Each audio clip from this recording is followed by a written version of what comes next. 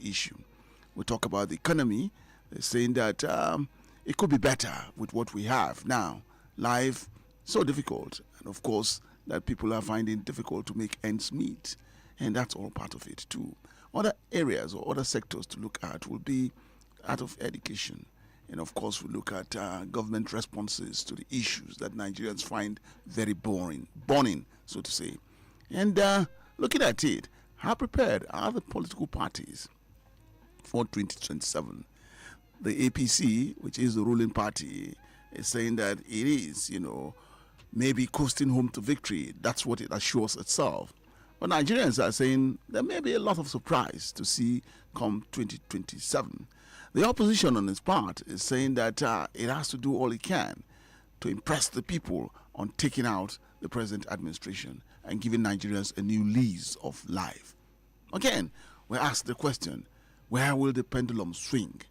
And who may take the day come 2027? My guest this morning is Barrister EL-ZUBAIR ABUBAKAR.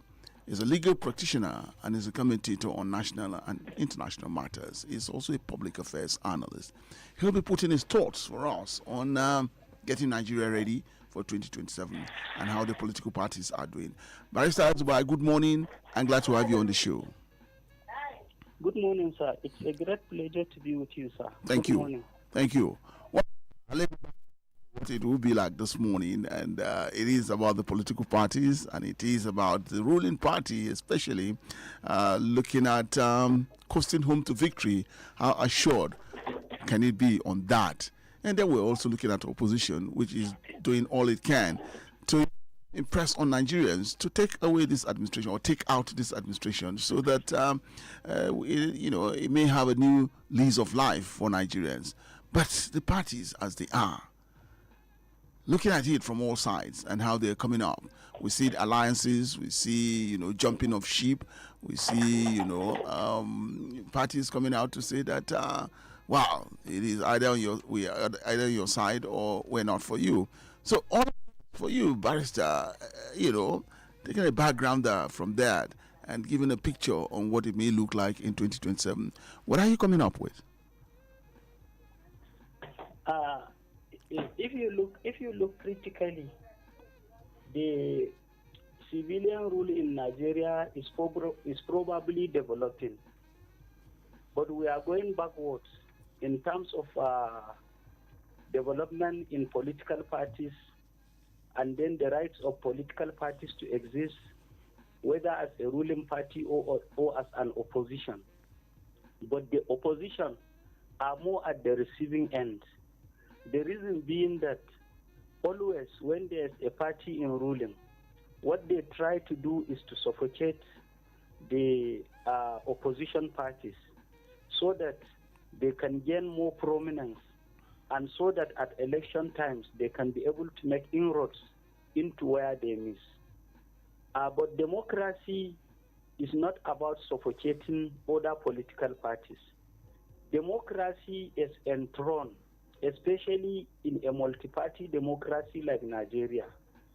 The system works when the ruling party allows opposition parties to exist.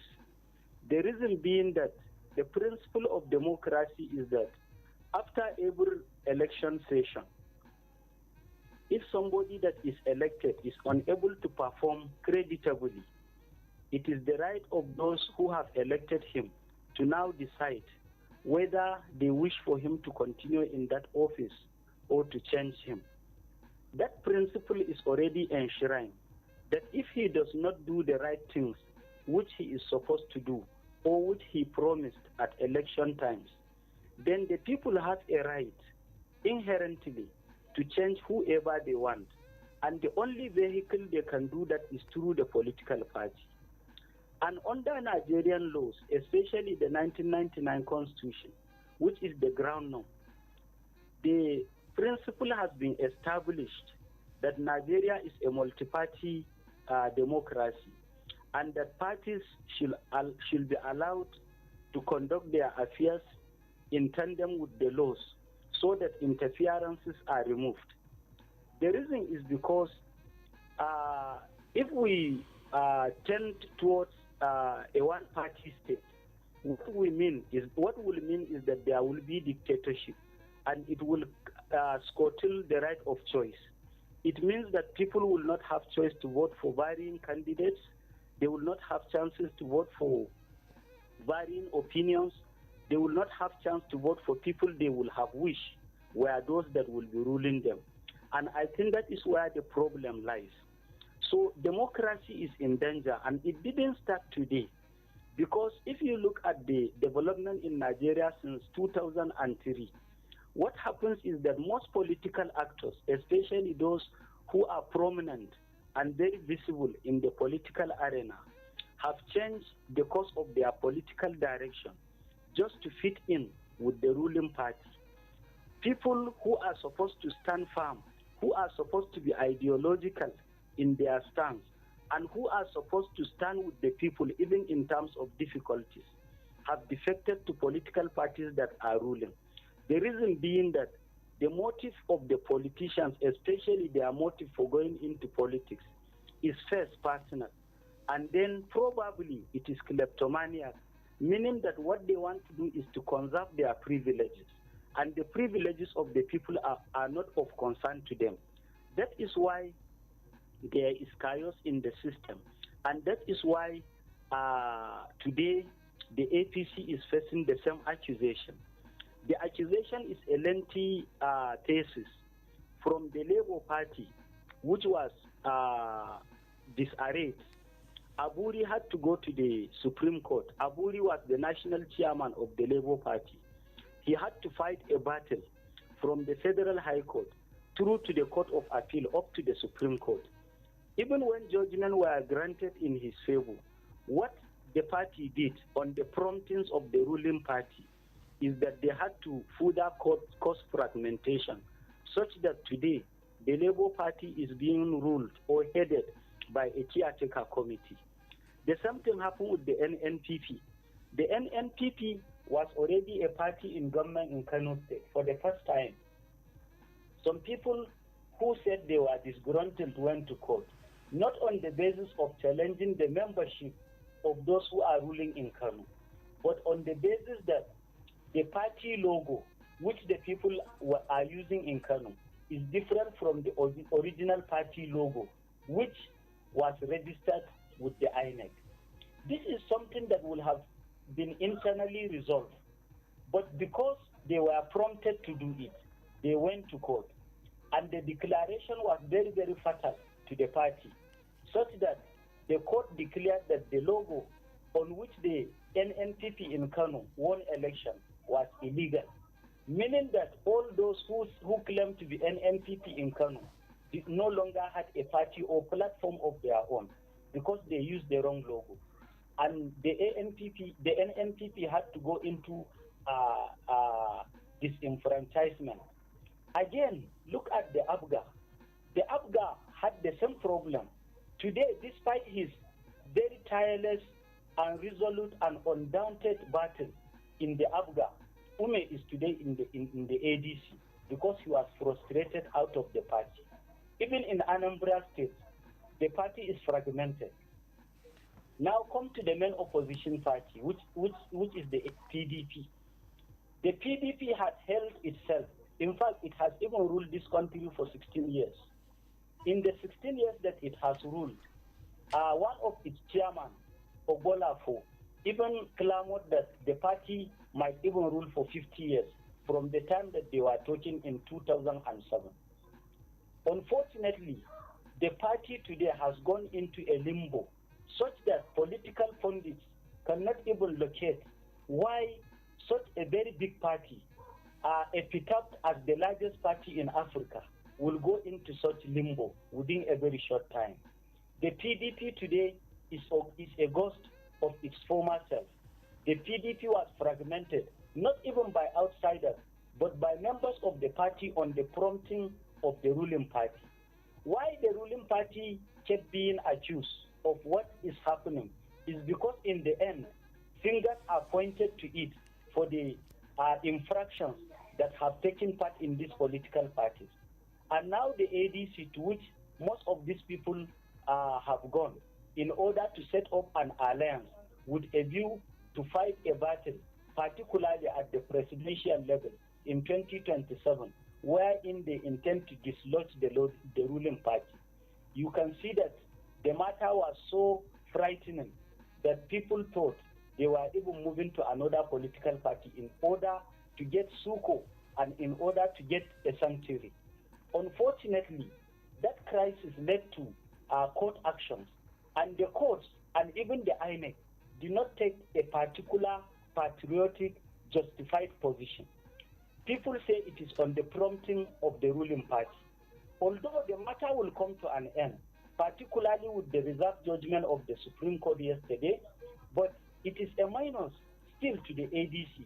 The reason being that most of its activities have been stalled in the last few weeks, meaning that most of the things it is supposed to have done, which will have propelled it to more prominence, have been dampened, basically because of the actions of some of its members, on the prompting, as they say, of the ruling party. And I think that is not good, because democracy is about choice. Democracy is about the right of the people to choose who they want. Democracy is about the right of the people to choose at election intervals people who have performed and people who have not performed. This sacred principle of democracy must be allowed to exist, because it is the only thing that the people hold. And without it, the only thing we can have is a dictatorship. Ground for us there, but I want to bring up this issue, and that's about the ruling party and opposition. The ruling party wants to maintain status quo come 2027. It still wants to, be in power, and it is doing all it can in terms of the reforms it is making, whether the people accept these reforms or see these reforms working for them or not.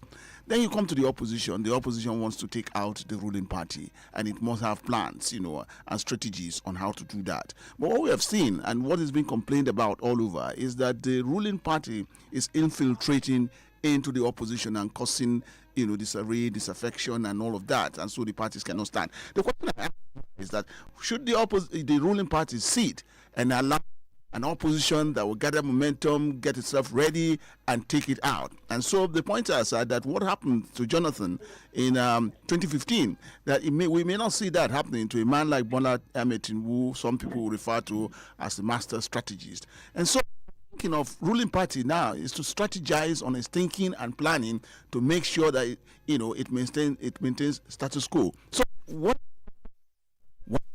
should not come out with its own policies, strategies, and all of that will appeal to the people to take out the opposition. So what the ruling party is doing by trying to stay and of course make sure that opposition does not get be on a formidable stand, that it will challenge its status quo.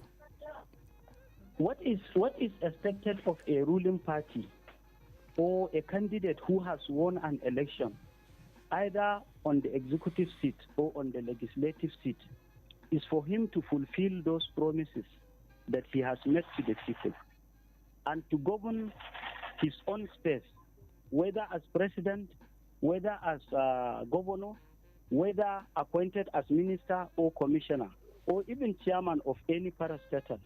All that he needs to do is to govern his space according to the provisions of the law, which created the territory from which he is ruling, and to abide by the oath of office he has sworn, to do justice to all manner of people, to deal with them without differentiations or differences in their ethnic, religious, or geographic backgrounds. He is to deal justly with everybody and to confirm that he is there to treat everybody equally under the law. Anybody who is a leader that does that will be loved by his people, and he doesn't need to scuttle any opposition. In fact, any leader that rules alike in the manner that I have just described will kill the opposition instantly, because the people will see that this is a man that we have voted, and he is truly fulfilling those promises that he has made to us, and he is trying to do things righteously according to his oath of office, according to the laws of Nigeria. What is wrong with such a person? So even the opposition will see that since that is what they are clamoring for, good governance, the party in ruling is already implementing the things they want. So why do we even need to be in opposition? So for the people and all ramifications of democracy would say that the people must be centered around the people. Nigeria, and of course the one that we're preparing for. Do you see the people determine where the pendulum would swing here, or there are concerns about the power of incumbency by this ruling administration and all it has, that it can make sure that this does not stand? So where are the people, and where are the people in electioneering, and of course getting the right people to be in the place of leadership? No, ours is not a democracy. Not a democracy yet. Nigeria is still under the spell of civil rule. There's a difference between civil rule and democracy. Civil rule is the system under which Nigeria is still languishing. Civil rule does not translate to democracy. Democracy is a system where the people's will and what they desire, which is legitimate according to law, are fulfilled for them. Democracy is a system where at election times, whatever the people decide to vote for, that is what the election umpire will declare for them. Democracy is a system where good governance, constitutionalism, and due process are enthroned. And once they are enthroned, what is expected is that the society will be happy and everybody will feel good for it. Democracy is the system where the people's rights are not truncated and the people are legitimately respected. Their views are highly taken and their fundamental rights are respected. But Nigeria is not like that. Since 1999, Nigeria has been under the civil rule, and today we are even going deeper into the civil rule and living far away what is called democracy. Since 1999, you see that our system has no respect even for the Constitution of Nigeria, meaning that a president who swore to uphold the Constitution will be the one that will trample over it. A National Assembly which is supposed to make laws for the country is the National Assembly which does not respect the law. Ministers who are appointed to take charge of affairs in the ministries and run them according to the civil service rules are ministers who trample upon the civil service rules and then rule the ministries according to their whims and caprices. The people are left to their devices, and the rulers are always in comfort, in luxury, and they are always trying and doing everything possible while conserving their selfish privileges while breaking the law. This kind of scenario cannot be the democracy that is the definition that you just mentioned. Yes, sir. Hello? Yes. Very, very worrisome, sir. You see, for example, in the UK, where democracy is practiced, because the UK cannot be described as a paradise, we have not gone to heaven to see how it is. But on earth, the Britain has already enthroned a paradise on earth, wherein citizens' rights are sacrosanct.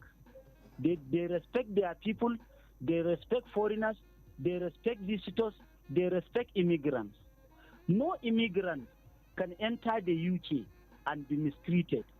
If he has to be deported, sir, it has to go through the process of the law. Nobody can be mistreated on account of the color of his skin. Nobody can be mistreated because he is from a religion that is not a state religion in the UK. Nobody can be mistreated on grounds of where he comes from or on grounds of the circumstances of his birth. There are many, many examples that we can cite about the UK being the paradise in heaven. And this is because they have developed democracy to such an extent that people's rights are the highest to be considered before any other thing. All right, Barrister. If you remember the Prime Minister Liz Truss, Liz Truss held a view just some 2 years ago. Her position is that the UK must remain in the European Union. But the people of England, particularly, and the people of the UK in general, were of the view, through popular polls and in the parliament, that the UK must leave the European Union. That difference between the people of England and the UK and the Prime Minister were the things that led Liz Truss to resign from her position as the Prime Minister of England. The reason she cited was that since the people of England, majority of them, have opted to be out of the European Union, and I, as their leader, have opted for an opposite position, I do not have right to continue to hold this position against the opinion of the overwhelming majority of the people of the UK. And that was why she resigned. It is on her resignation that today Starmer is the Prime Minister of England. Yes. They are not talking about stealing money, sir.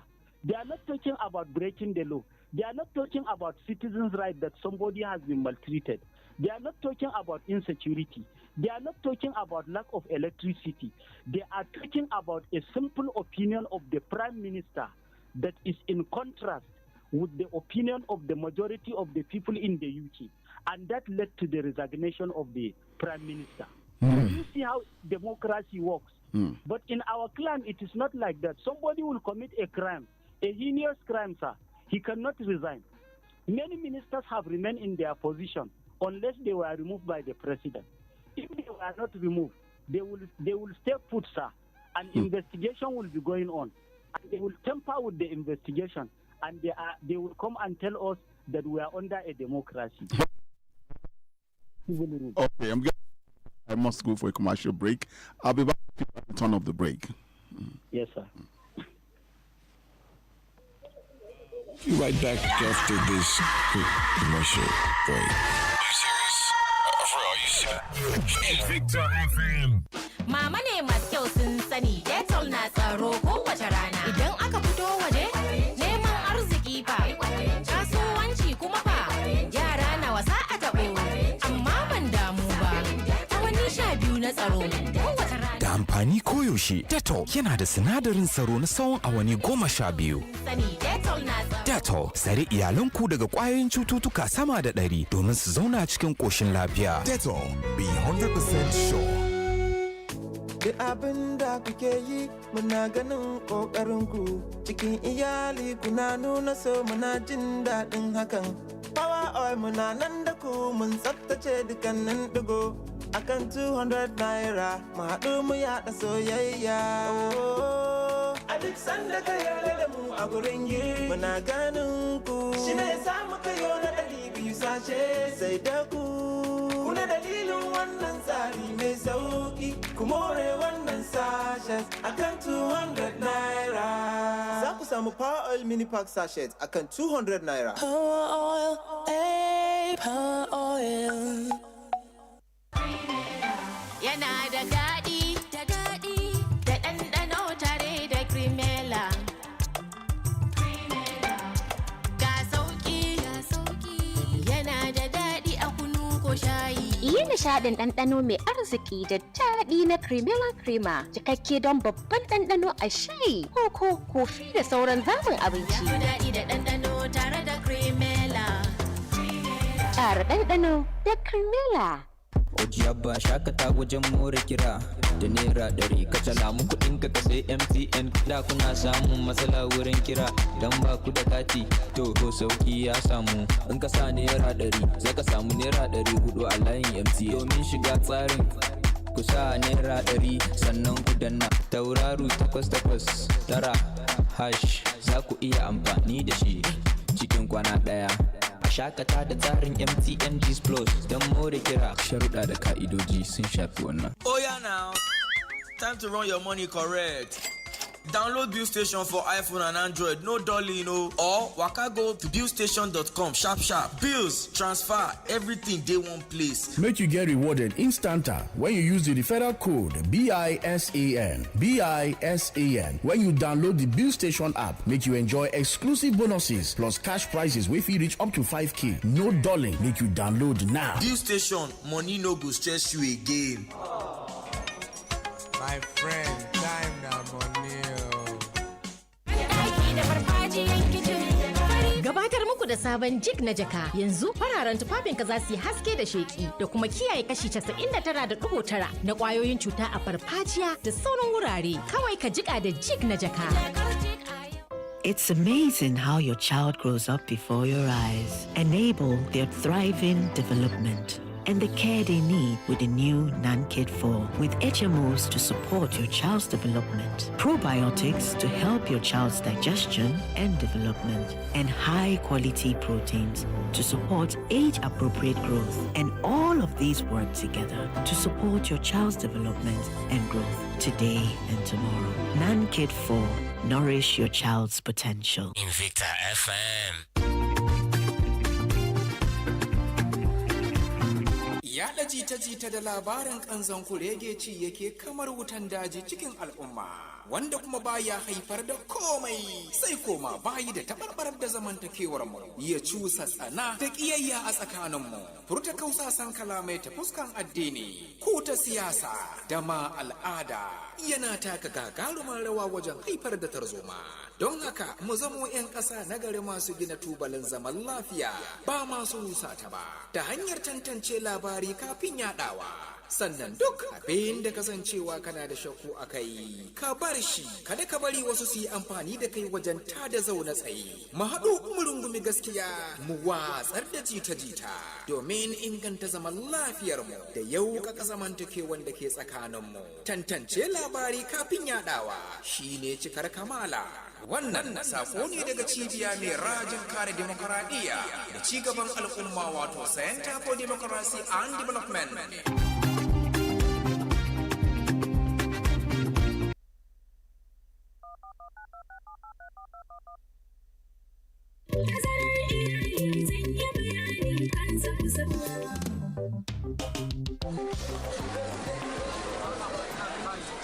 Haba talle, ragin kuɗin yashi menene a duniya da baka neman ragi? Akwai abu ɗaya, wato tsarin tazarar haihuwa. Ban gane ba. Saboda shi kaɗai ne kyauta. Mado, duk lokacin da na je asibiti da iyalina dangane da tsarin tazarar haihuwa to kyauta ne, ko dai a caji kuɗi kalilan. To ko shine dalilin lakabinka na tallatushen tattali? Hakika ina iya taya komai, amma banda tsarin tazarar haihuwa. Ikon Allah, ya dace ka sani a hanya. Ba komai, sai mu fara daga ragin kuɗin yashin nan tukunna. Ziyarci cibiyar lafiya mafi kusa domin farawa, ko a kira lambar waya 222-52. Wannan sako ne daga ma'aikatar lafiya tare da tallafin gamayyar kungiyoyin Aidar Pronet da FEM. Kyautuwar iyali, uba, 'ya'ya da ma'uwa. A koda yaushe yara na suna kokarin koyon karatu, guje-guje cikin wasa na rage musu kuzari. Yasa kullum bana rabuwa da Milo a gida. Ni da mai gidana mun dace da zaɓi mai kyau. Ina godiya da farin ciki kasancewar Milo an yi shi daga sinadari masu inganci kamar su dawa, madara da koko. Shi yasa na tabbatar da yadda yake inganta lafiyar yarana tare da basu kuzari da safe. Mai gida, zo ka ji yadda jaririn ke motsi a cikina. In ji? Lallai da alama wannan na da ƙarfi sosai. Mana, da wa kake gani zai yi kama? Da ni mana. A'a, da ni wannan zai yi kama. To wanda zai zo bayan wannan zai yi kama da ke. Tabɗi, to har yaushe zan jira wancan ya zo? Kamar shekara 2 haka. Kaga a lokacin na samu ƙwarin jiki. Tattaunawa tsakanin ma'aurata yana da muhimmanci. Mu tattauna. Mama, sai kin gan yadda na wanke ban ɗakin nan. Yawon ku sosai fa. Tabbas. Zai iya wankuwa sosai a ido, amma idan ba da hypo toilet cleaner kika yi amfani ba wajen kariya, to banɗaki cike yake da ƙwayoyin cuta baja-baja. Haka ne, gara ku yarje wa ƙwayoyin cuta, ku kare banɗakin ku kullum da Hypo Toilet Cleaner. Yes, so this is Jolly Johnny on the streets. How well do you know Maggi chicken flavor? Oh yeah, spell celery. S-E-L-A-R-I-E. Celery. Bros, you want turn to salary? Okay, spell turmeric. T-U-R-M-E-R-I-C. Yes, so turmeric. Correct. One carton of Maggi chicken flavor for you. Maggi chicken flavor with onions, celery, and turmeric. My game changer. Kalli wani kunshi wannan shi nake kira gida ya cika. Mana, ai ni ce na cika. Ho ho ho. Wane ne yake maganar ki? Ni ina maganar paketin madara Peak Yogurt wanda yake a hannunki ne. Aha! Muna gabatar da lita ɗaya na paketin madarar Peak Yogurt. Wato Peak Yogurt Drink 1 liter Full House Pack. Tare da tsarin armashi da ke kunshe cikin tatacciyar madarar saniya. A rarrabawa mutanen gida kowa ji daɗi. Tare da samun moriyan isasshen vitamin da yake ciki. Peak. Reach for your peak. 98.9 Invicta FM.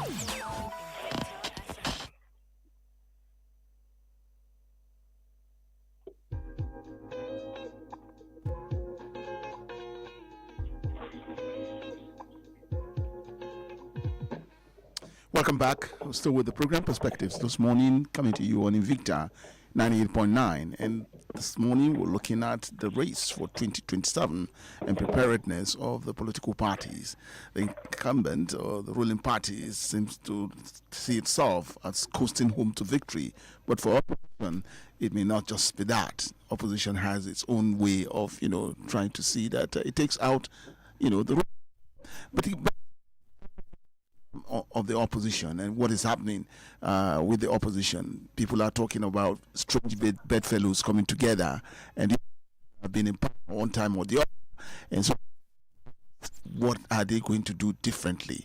And of course, what the alternative, that they're going to give the ruling administration, or to say that people should, come or rally around them. Of course, we see the likes, of Peter Obi coming from the Labour Party. The Labour Party is saying that at this moment of crisis and all of that, Peter Obi jumped ship and is all with the ADC today. Where are we coming up with Atiku Abubakar? Has been to the APC, PDP, and of course into the ADC today. And we also see Rabi Musa Kwankwaso from the NNPP has jumped again ship to come to the ADC. Malam Rufai, we're talking about the former governor of Kaduna State. We're talking about Ogbeni Rauf, Ogbeni Rauf of Osun State. Now with the ADC. We're also talking about, Malami, former Attorney General. He's moved into the ADC. All coming together, and of course, it will be about who would pick the ticket. And so we're looking at the options here. And Atiku, Atiku or whoever, how would it sound? Peter Obi and Kwankwaso, how would it run? And center of it all, the North, and the 2027. How is still seeing a monolithic North that will stand with one voice to say yes, it's about the North and her people. So,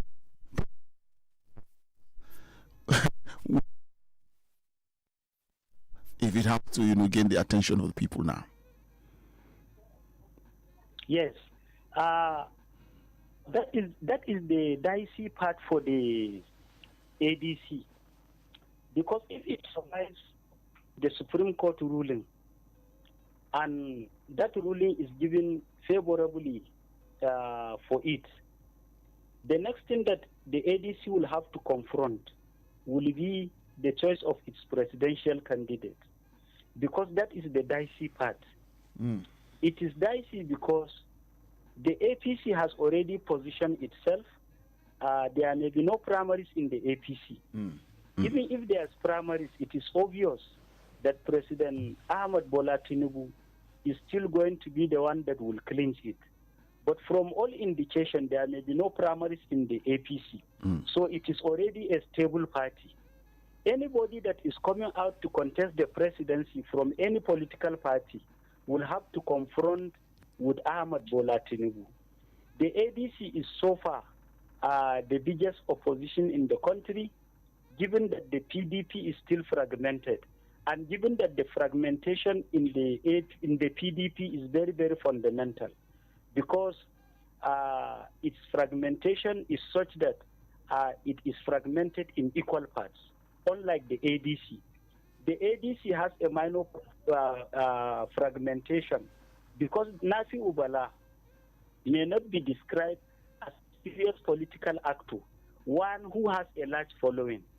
So assuming that that fragmentation exists in the ADC, the fragmentation can be described as minor and such that it may not cause so much havoc to the party, especially if it's progress beyond the Supreme Court ruling. Now to the presidential candidates, you have to weigh each and every one of them and see which one is likely to be able to confront, or which of the tickets can be able to be successful, given that they have to confront a sitting president who is very shrewd, who is very powerful, who knows the art of politics, who knows everything about political maneuvers, and as a matter of fact, he's a master of the game. So who among these actors can be able to confront him? If you take Peter Obi, first of all, sir, Nigerians should downplay emotions.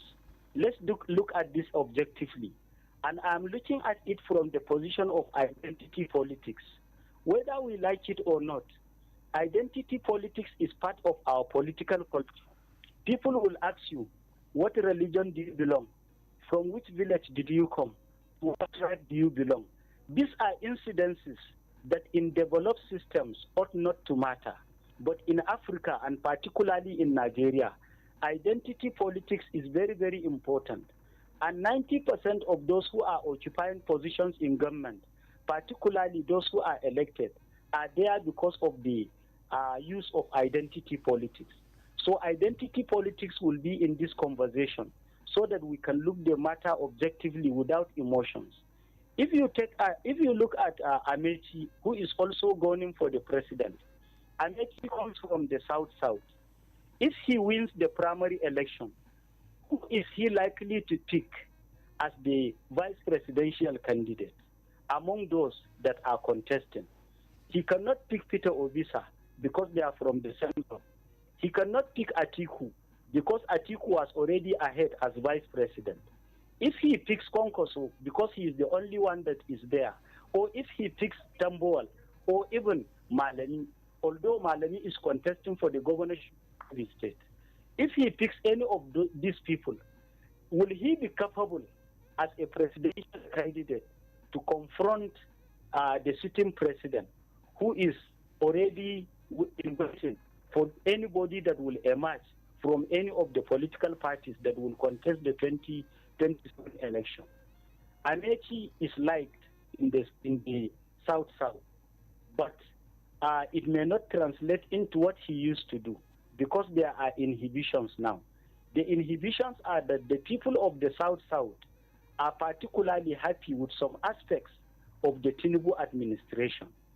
And because of certain political appointments and the economy that is invested in some areas in the South, especially the coastal road leading to Calabar, is one of the things that gladden the hearts of the people, especially the people who travel with the present administration. They have also gained some appointments, which, by the way, is one of the fruits which most Nigerians consider as the benefit of democracy. Secondly, if he comes to the Igbo area, although his name is Amechi and his root may be Igbo, but the Igbo may not so much as support Rotimi to the presidency. In the north and the central northern states, Amechi may make an impact in the northwest, probably because of his friendship and connection with the political elites in these areas. But outside of these areas, his impact is very, very limited, especially in the southwest. So Amechi may not be able to fly the ticket with any of these people. Now you take Konkoso. Assuming Konkoso gets the ticket, he has Kano in his pocket already. Of course, Kano is an area that anybody that is going there must encounter Rabiu Musa Kwankwaso, because that is his territory. Outside of Kano, in the entire north, he cannot boast of up to 1 million votes across the 19 states after Kano. That is one. Secondly, if he crosses the Niger, people beyond the Niger looks at him as a fanatical Hausa bigot. Some look at him as a northern chauvinist.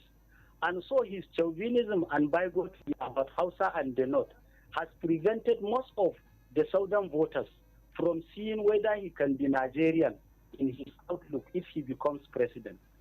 Whom will he choose as vice president? People are suggesting that Obi and Kwankwaso should pair up, but Obi should be the president.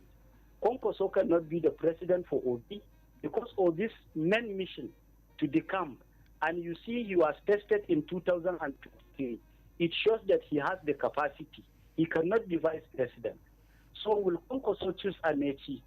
With the background I have given of Amechi, can they beat the president? They cannot.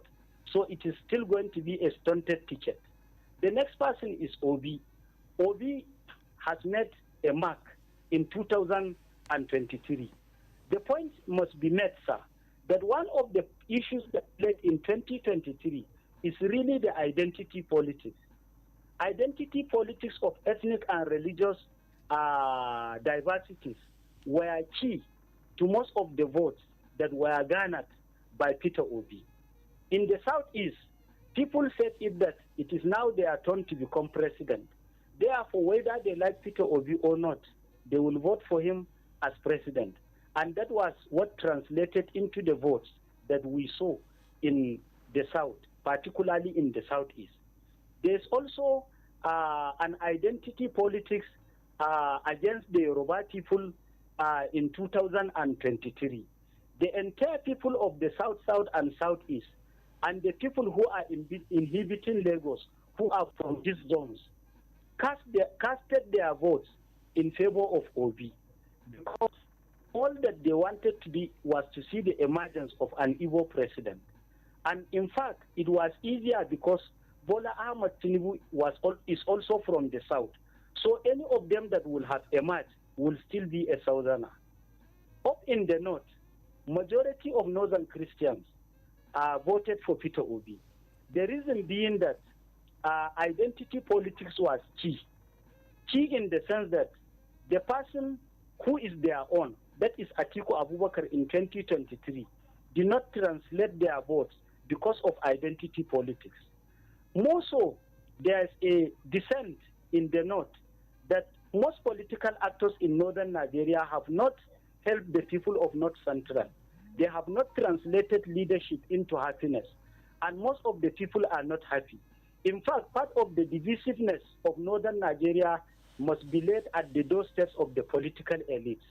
Therefore, Atiku was seen as one of those people. And so, most of the Christian North decided against voting for anybody outside of Peter Obi, and they casted their votes for him. That was what translated into over 6 million votes for Peter Obi in 2023. But can he translate the same votes today? The answer is no, sir. He cannot, despite the identity politics.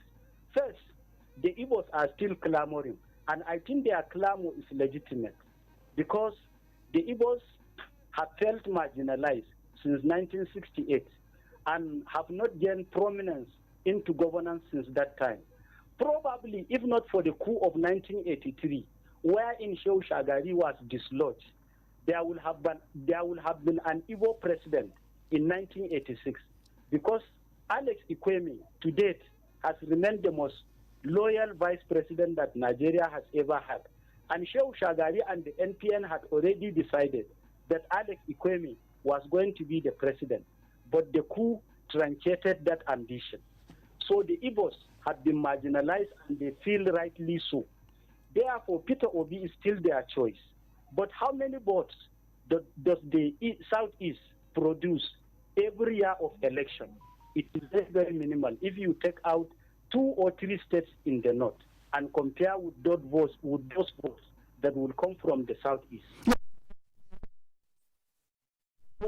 As for the Christian north, The Christian North is no longer keen on playing the religious card. The Muslim ticket, which played out in 2023, is no longer relevant as far as the Northern Christians are concerned.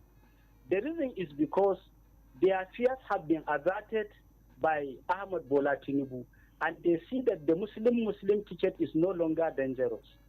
There are also other developments. The governor of Taraba State, who is a key Christian, has defected to the PDP. The governor of Plateau State, who is a key Christian, has also defected to the PDP.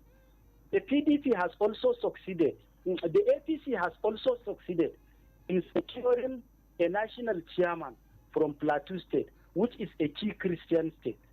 These factors are very, very fundamental to the choice of who is going to be the president between Peter Obi and Ahmed Bola Tinubu with the Northern Christians. The Northern Christians of the Far North have little choice over what the North Central will decide. What their brothers and sisters in the North Central will decide is really what they are going to bank upon. Therefore, that 6 million votes, if Peter Obi contests on his own ticket, he cannot be able to translate those votes. Rabiu Musa Konkoso, peering with him, cannot translate that 6 million votes, given the analysis I gave about Rabiu Musa Konkoso. And Atiku Abubakar cannot be vice president to Peter Obi. So the other person that is left, who is the dark horse, is probably Atiku Abubakar. The argument has been made that the South has to rule again because it is their turn. First, it is against the Constitution of Nigeria, because the Constitution of Nigeria knows nothing about zoning. Zoning is just part of the political maneuver by the political elites to satisfy their yearnings and aspirations. It is not a constitutional issue. Secondly, between 1999 and 2027, when Ahmed Bola Tinubu will have ruled for 4 years, the North only ruled for 10 years. When Shehu Musa Yar'Adua ruled for 2 years and Muhammadu Buhari ruled for 8 years. The remaining 18 years are positions that has been occupied at the presidency by the Southerners. Secondly, the ADC is just making a serious attempt to the presidency. Therefore, the rotation of the presidency to the South does not pertain to the ADC, because the ADC is a different political party from the PDP. Therefore, a Northerner can still contest in the ADC. You know, that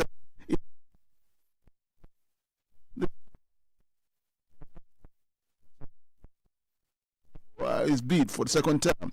That may allow, and which is also keen in this game in Nigeria. Will come, so because the ruling party now, but you know, and when I talk about the North, I'm talking about the Northwest, where the people say that elections are about numbers. So it's the interest of the North to still, you know, give a shot at Bola Ahmed Tinubu for 2027. They will have their reason for that. But the point I'm trying to make is that the entire North-South dichotomy is a myth in Nigerian politics, especially if you look at what our forefathers did. Let me just refer you to 1979, sir. Obafemi Awolowo contested the presidency under the UPN. His vice president, as his vice presidential candidate, was an Igbo lawyer from Onitsha, a Southerner.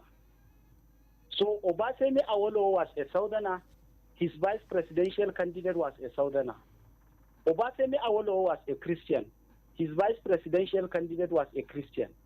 Obafemi Awolowo was a Yoruba. His vice presidential candidate was an Igbo. And they were able to pull votes across the 19 states then of Nigeria. That time, people were just talking about Nigeria, and the North-South dichotomy was not an issue. Right Honorable Nnamdi Azikiwe was the presidential candidate of the NPP. His vice presidential candidate was a Northern Christian. That Northern Christian contested when Right Honorable Nnamdi Azikiwe was also a Christian. Those issues were not raised at that time because the issue was about Nigeria. Today, it is the selfishness of the political ruling elites across Nigeria to divide power and to shortchange the people that the North-South divide and dichotomy has become prominent. Identity politics is now very clear. We no longer hide it. We mention Christianity, we mention Islam, we mention North, we mention tribes, just to gain political prominence and privileges. But these were not the issues in the past. It was only in 1983 that Awolowo was able to pick Muhammadu Jumari as vice presidential candidate. But Right Honorable Nnamdi Azikiwe maintained the same vice president in 1983. And across the country, you remember he won 3 states, Plateau State, Anambra State, and Imo State. These were key, and this was how politics is supposed to be played. So the issue of identity politics today is very clear. But if we downplay emotions, and Atiku Abubakar peers with Peter Obi, assuming they agree, assuming that a system or mechanism is put in place to let Peter Obi and Atiku Abubakar downplay their emotions and agree to run on a ticket, and the other presidential candidates be met or through consensus agree that they are going to support that ticket wholeheartedly, Ahmad Bola Tinubu will face a challenge. The reason is because in the ADC today, Atiku Abubakar has the most goodwill among the Igbos, among the Yorubas, among Northern Christians, among most of the politicians and even ordinary people in Nigeria. He has friends across the Niger, and he is the only one who has that goodwill today in the ADC. If he peers in with Peter Obi, with the advantage of the Igbos, because the Igbos will be angry if Atiku Abubakar emerges. And if he emerges and are not paired with Peter Obi, definitely the Southeast votes will go to Ahmad Bola Tinubu. But if they pair together, one of the tendencies that may arise is that Ahmed Tinubu will face one of the greatest challenges of his time. In fact, the mistake of the PDP in 2003 was when Atiku Abubakar picked the former governor of Delta State, whose value politically was not to be reckoned with, when he picked him as the vice presidential candidate. Had he at that time picked Wike or Peter Obi, probably the story of Nigeria will not have been as it is today, because Wike or Peter Obi will have translated the votes of both the Southeast and the South-South to the advantage of the then PDP. But it was not like that. It was wrong to have picked the former Delta State governor because of what political value was he, first in Delta State and then in the South-South. His ethnic identity is that of the Delta Igbo. And the Delta Igbo are only found in Asaba and maybe in the Ugeli areas. Outside of the Ugeli and Delta areas and their communities, the entire Delta is either Ishekiri or Ijaw. And then there are also the other tribe in, I can't remember their name now. But the Delta Igbo are few. And thinking that the main Igbo who are in Onisha, who are in Oweri, and who are in Abakaliki will vote for a Delta Igbo was a wrong presumption. If you know the politics and the hypocrisy between the two Igbos in the Delta and those of the main Igbos, nobody will have picked the former Delta State governor as a vice president. But Atiku made that choice, justicing Wiki, and you saw what happened in that election. Today, that will make them and cool their hearts and down their emotions and those of their followers to allow Atiku to peer in with Peter Obi. I tell you, it will be one of the greatest challenges in the electoral history of Nigeria. Okay. At top of the hour, 10 o'clock, we'll take the new commercials and then come to the audience with our conversation this morning.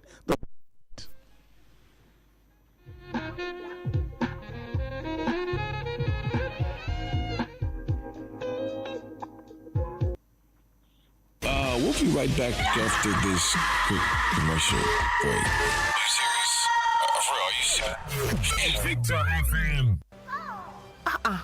Is that Alfie playing football in the rain? It's Toby Chio. My goodness. When did he grow up? That's it with kids, though. It's amazing how your child grows up before your eyes. Enable their thriving development with the new NanKid 4 with HMOs to support your child's development, probiotics, and high-quality proteins to support age-appropriate growth. NanKid 4. Nourish your child's potential. Yes, so this is Jolly Johnny on the streets. How well do you know Maggi chicken flavor? Oh yeah, spell celery. S-E-L-A-R-I-E. Celery. Bros, you want turn to salary? Okay, spell turmeric. T-U-R-M-E-R-I-C. Yes, so turmeric. Correct. One carton of Maggi chicken flavor for you. Maggi chicken flavor with onions, celery, and turmeric. My game changer. Me gida, zo ka ji yadda jaririn ke motsi a cikina. In ji? Lallai, da alama wannan na da ƙarfi sosai. Mana, da wa kake gani zai yi kama? Da ni mana. A'a, da ni wannan zai yi kama. To wanda zai zo bayan wannan zai yi kama da ke. Tabɗi, to har yaushe zan jira wancan ya zo? Kamar shekara 2 haka. Kaga a lokacin na samu ƙwarin jiki. Tattaunawa tsakanin ma'aurata yana da muhimmanci. Mu tattauna. A koda yaushe yara na suna kokarin koyon karatu. Guje-guje cikin wasa na rage musu kuzari. Yasa kullum bana rabuwa da Milo a gida. Ni da mai gidana mun dace da zaɓi mai kyau. Ina godiya da farin ciki kasancewar Milo an yi shi daga sinadari masu inganci kamar su dawa, madara da koko. Shi yasa na tabbatar da yadda yake inganta lafiyar yarana tare da basu kuzari da safe. Invicta FM.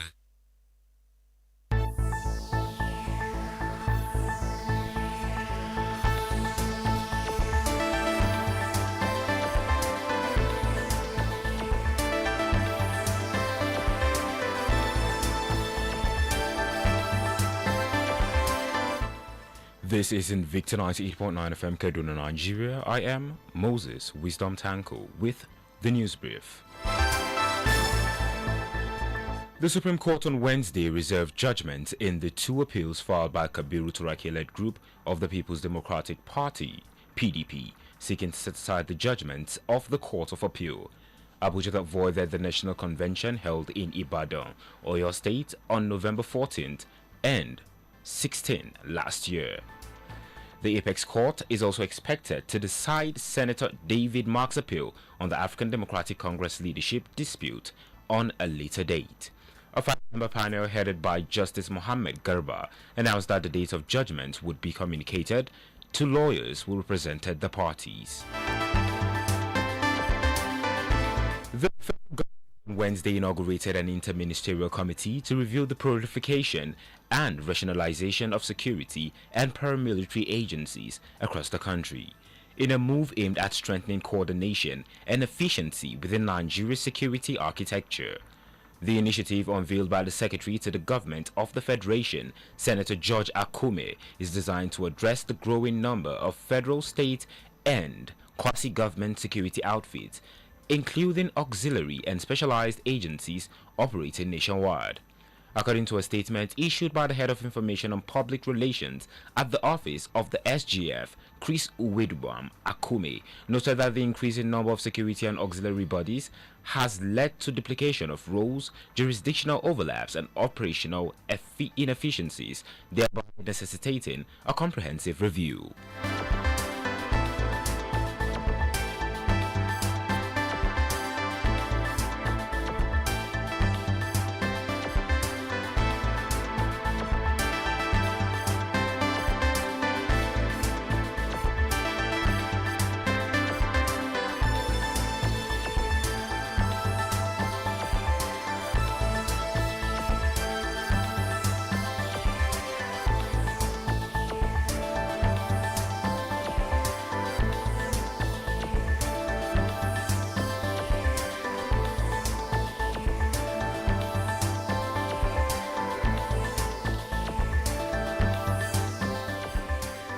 And from the foreign scene, confusion deepened Wednesday in the Strait of Hormuz as Iran attacked 3 ships near the crucial waterway, whose closure has plunged the world into an energy crisis after tankers carrying a fifth of the world's oil were blocked from using the channel. The attacks unfolded just a day after US President Donald Trump said he would extend the 2-week ceasefire with Iran. The Islamic Republic said it fired on 3 outbound ships and seized 2, calling it retaliation for the American naval blockade of Iranian ports and for the US firing on and seizing an Iranian ship that did not stop when hailed by vessel, enforcing the blockade. And now in sport, US President Donald Trump's envoy, Paolo Zampoli, has asked FIFA to replace Iran with Italy at the 2026 World Cup. This is part of a plan to repair ties between Trump and Italy's Prime Minister, Giorgia Meloni. The 2 leaders fell out following Trump's attacks against Pope Leo XIV over the Iran war. And that's brief at 10. A major bulletin comes at midday. Good morning and have a victorious day.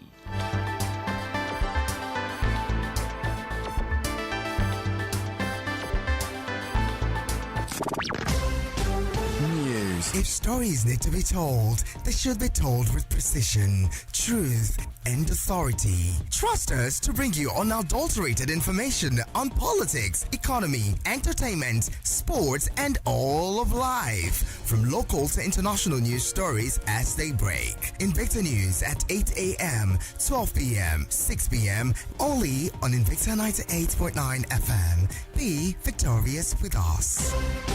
News.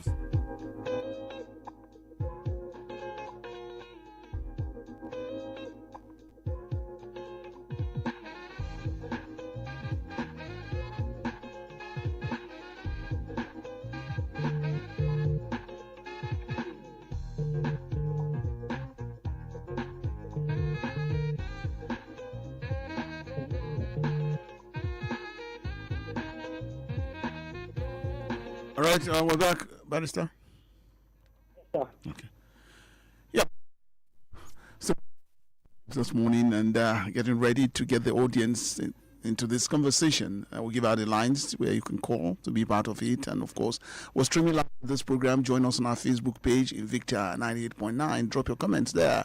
We're also on our YouTube channel. Join us there. Drop your messages too. And of course, Barrister EL-ZUBAIR ABUBAKAR with me this morning, a legal practitioner and a public affairs analyst. Well, just before we bring the audience in now, again, for the APC, the ruling party, 32 governors in its kitties that have jumped ship for one reason or the other, and of course, with the remaining states, going there with the opposition, with all of the governors, all on the side of the ruling party. And of course, we expect that in their states, their various states, they will do all they can to see that the vote be away, swing the way of the APC come 2027.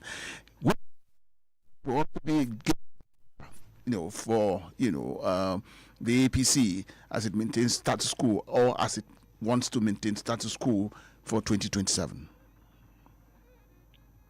Yes, it may help the APC in some instances, especially in the north central areas, and even in Taraba State, like I mentioned. It may be key, and it may translate into something good.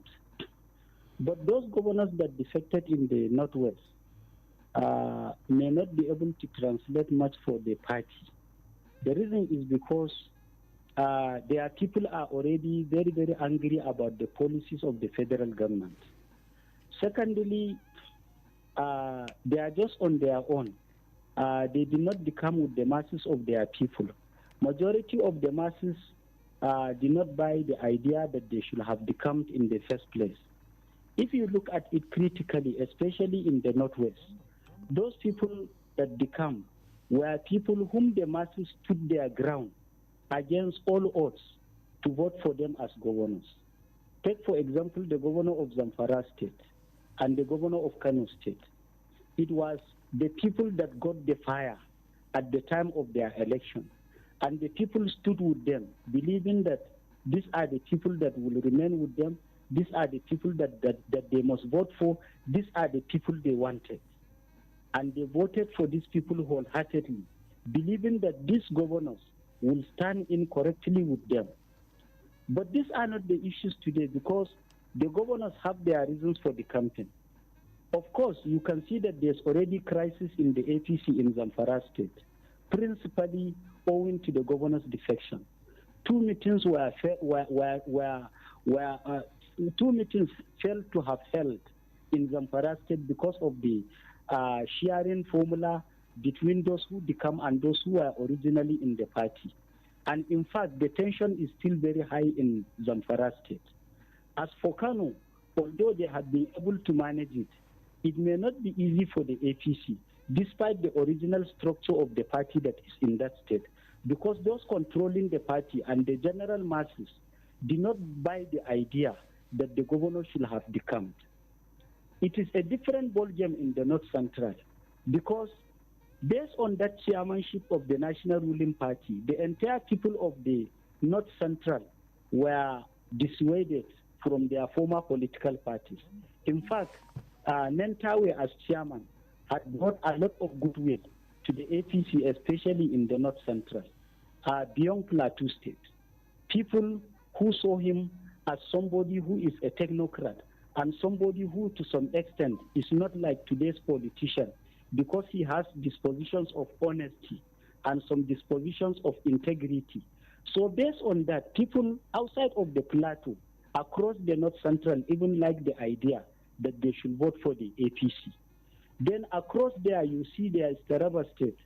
Taraba State has mainly been PDP. Their governor has become. Although he may have less problem to face as those of Zamfara and Kano, but he is not also going to have it easy, because the people also stood with him, and the general masses are still angry that he has become. Ditto to Adamawa State. So in the south, it is completely different. The southern Nigeria has already taken the resolve that it is their turn. And if any party feels anybody that is not from the south, definitely they will go for a southern candidate. That is the general idea in southern Nigeria among the masses. Although some of the political elites are thinking that it should not be so. Even political pundits among the elites are feeling that it should not be so. But the feeling of the general masses is that any president who comes into a position without taking into account the number of years spent by the dichotomy, they feel that that person must complete his 8-year term without recourse to any change in the system. And that is the general position in the South. So with that position, you can see that Ahmad Bola Tinubu is still formidable. The only thing that will give an edge to the opposition party, especially the ADC, will be their choice of presidential and vice presidential candidates. If they make the mistake of those choices, definitely it will be an easy ride for Ahmad Bola Tinubu. Before we end my conversation with you is over and getting it to the audience, and that's about the attempted coup that we had. There was attempted coup, and some Nigerians are saying that the coup could have, sent a lot of messages, again across, the country for you. And of course, again, 2027 and all it may play out like. Have any bearing on how 2027 may go? The military have their own traditions, and they have reasons why they. And the view, with what happened then. Okay, you see, we do not need it now.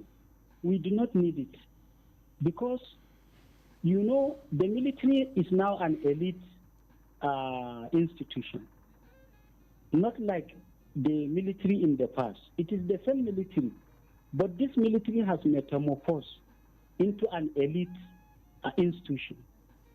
The reason is because today in the military, every behavior, every mannerism, every thought, the way they think, what they do, is not different from those of the civilian or their civilian counterparts.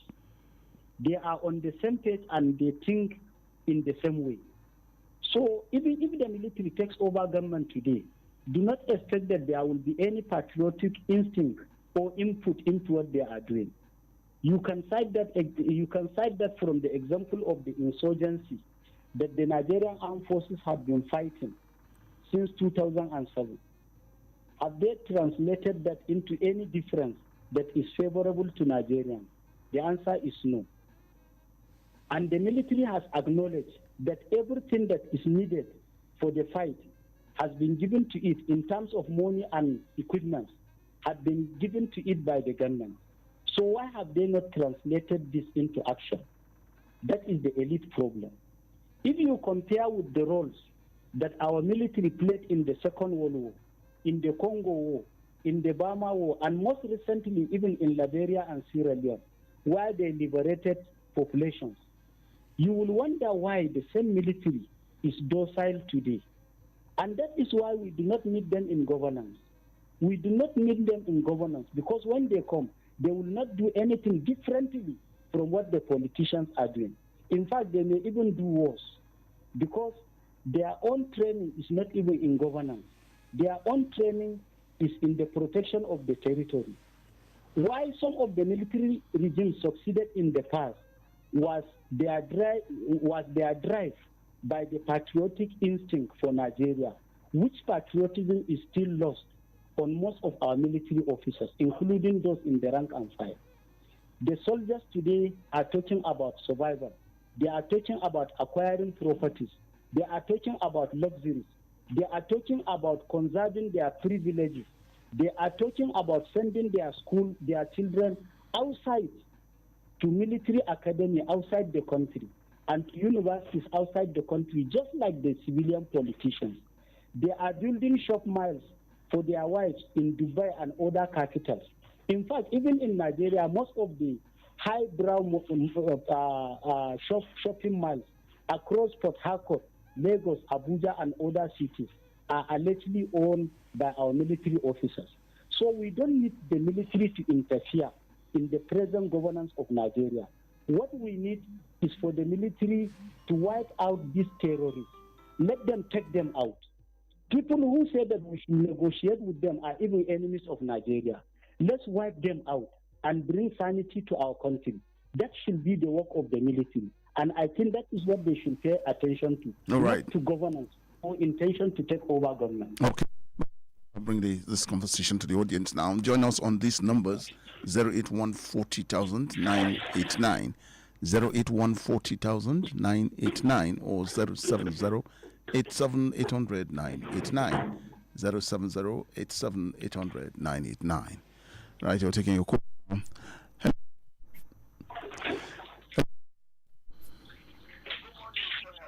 Yes, good morning. Hello, are you hearing me? Yeah. I say good morning and thank you. The guests have spoken very well. I think what Nigeria needs is good governance. That is what Nigeria needs. And the problem there is that most of these politicians, they are not ready to give us good governance. What all these politicians are doing is just just to be in power, and that is all for themselves and their family. Now, I want to ask your guest. You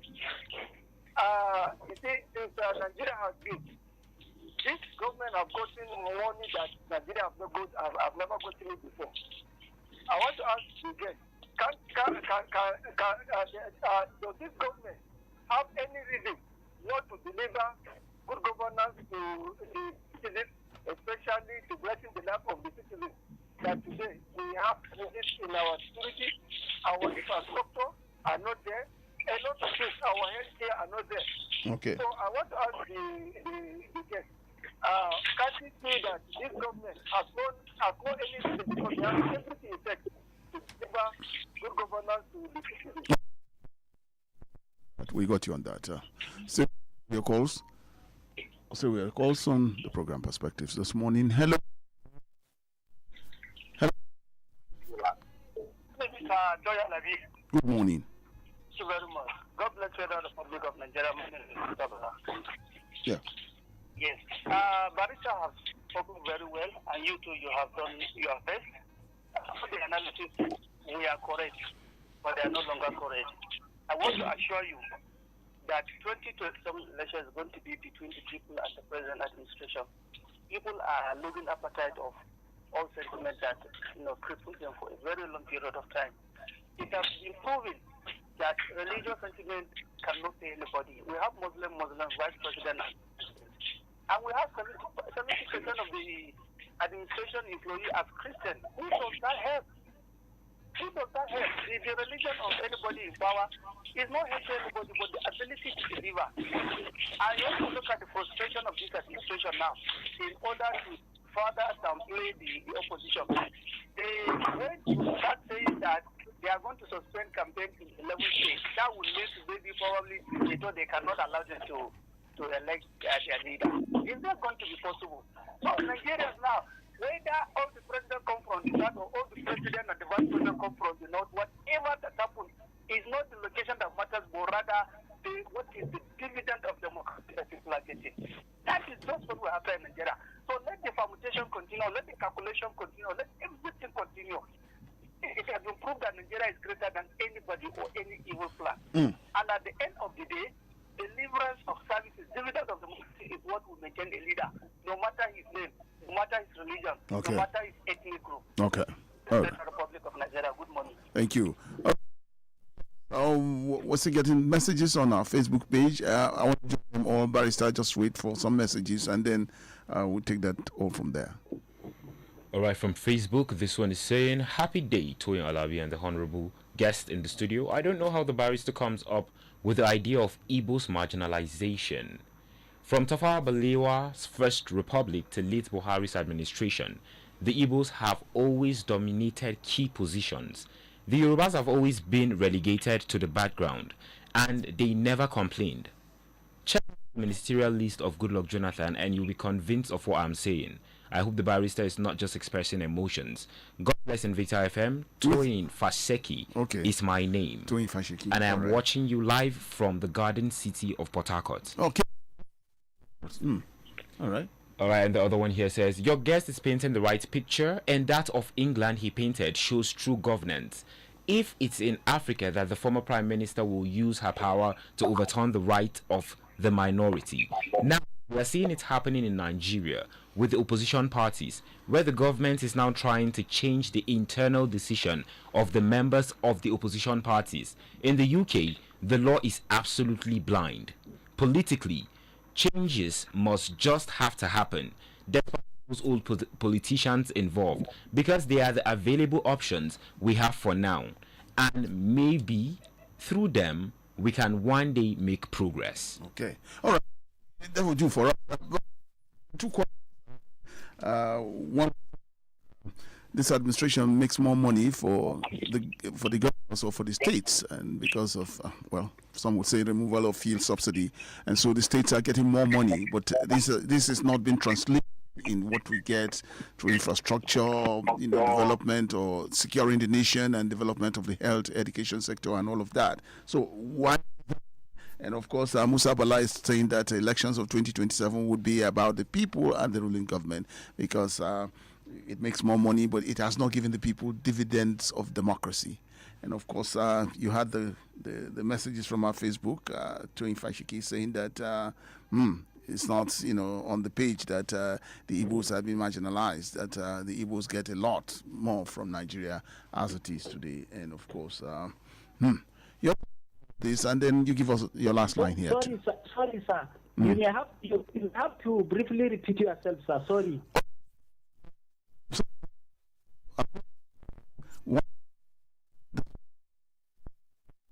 From the Federation account. So translated to what we see in infrastructure, taking care of security, education, health sector, and all of that.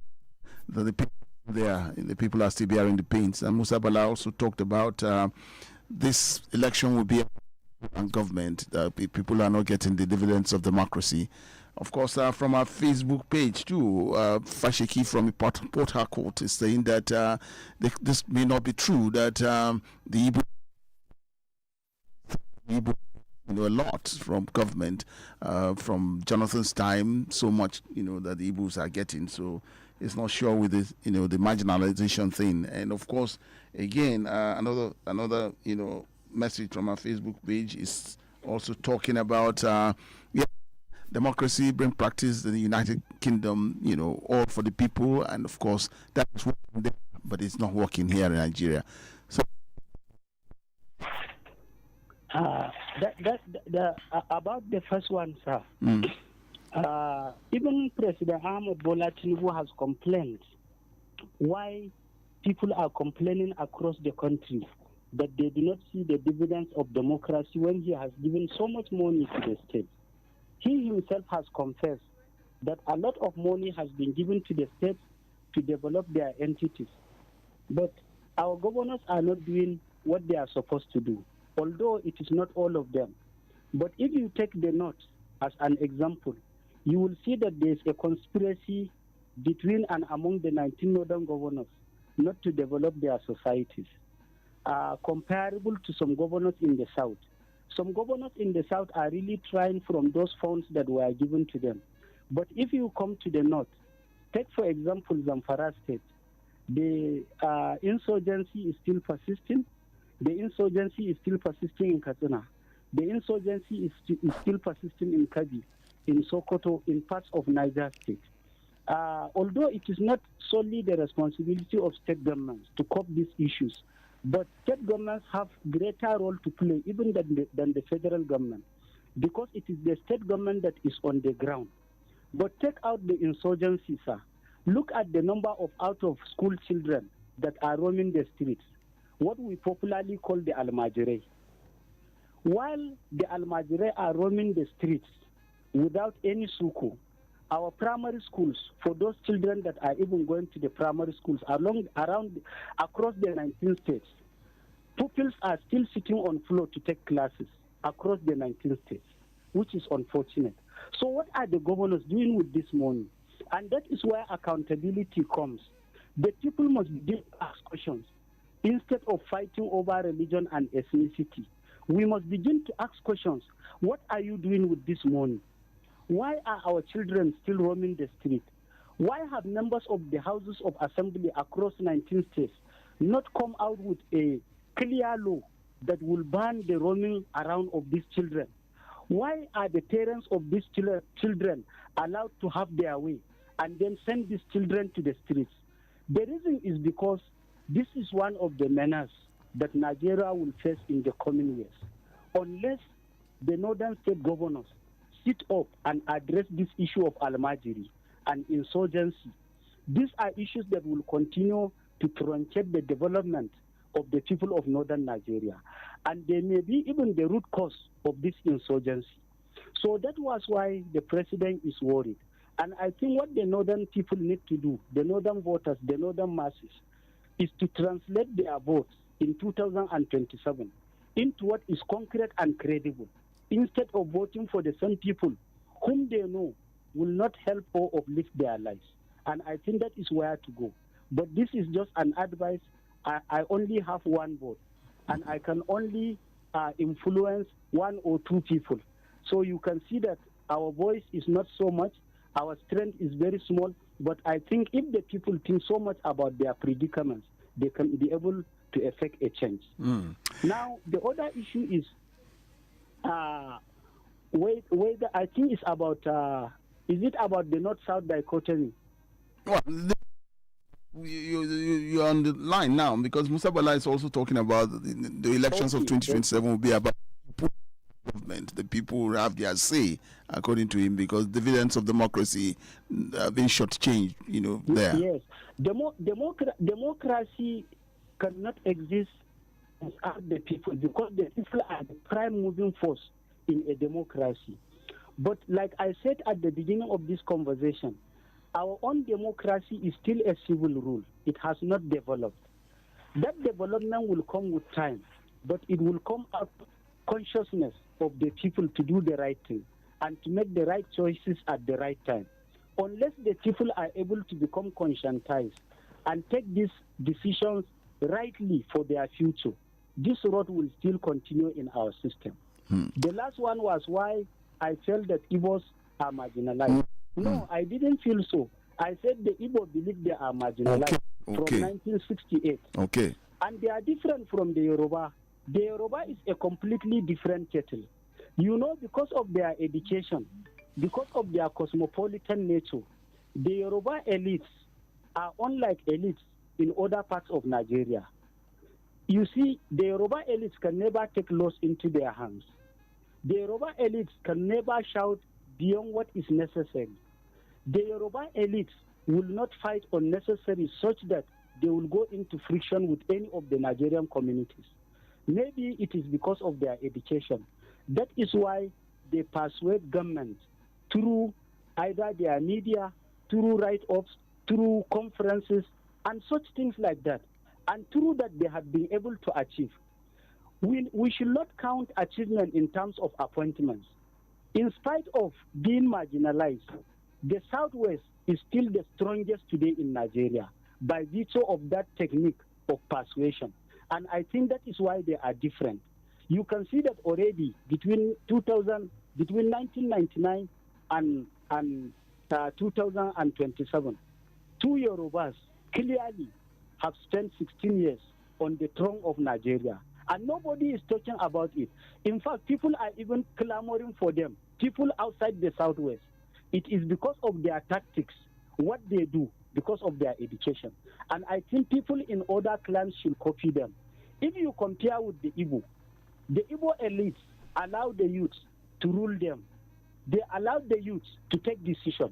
They allow the youth to cause chaos. In fact, the elders even fear the youth. You can see the irony and the difference. In the North, the political elites are docile just as their own people. The political elites are sheepish. In the North, the head of a political party is not different from the ordinary man on the street. In the North, a highly educated person may behave like an illiterate. So our own case is even worse. And that is why you see, in spite of our number, we are not developing. We are divisive. It is only in the North that somebody will shout Islam, and you see they will kill somebody because of that. And somewhere somebody will shout Christianity, and they will kill that person because of that. This is docility and one of the most sheepish kind of attitude. And this attitude is found across the 19 states of Nigeria. And that is why we are backwards despite our numbers. This morning, all that has been raised this morning. Thank you, sir. Thank you. It's a pleasure for me, sir. Thank you. Thank you. And for it on the program perspective this morning, our guest has been Barrister ABUBAKAR EL-ZUBAIR, a legal practitioner, a public affairs analyst, and a commentator on national and international matters. We'll come back with perspectives tomorrow. All right. Wisdom Tanku, thank you for connecting us with the people. And to the audience there, thank you for staying with us this morning. Good morning.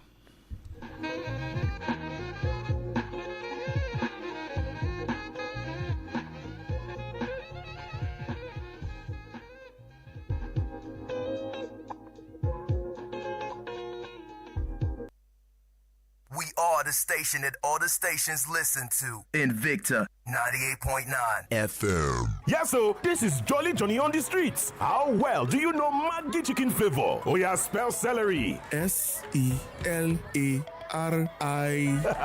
Celery. Bros, you want turn to salary? Okay, spell turmeric. T-U-R-M-E-R-I-C. Yes, so turmeric. Correct. One carton of Maggi chicken flavor for you. Maggi chicken flavor with onions, celery, and turmeric. My game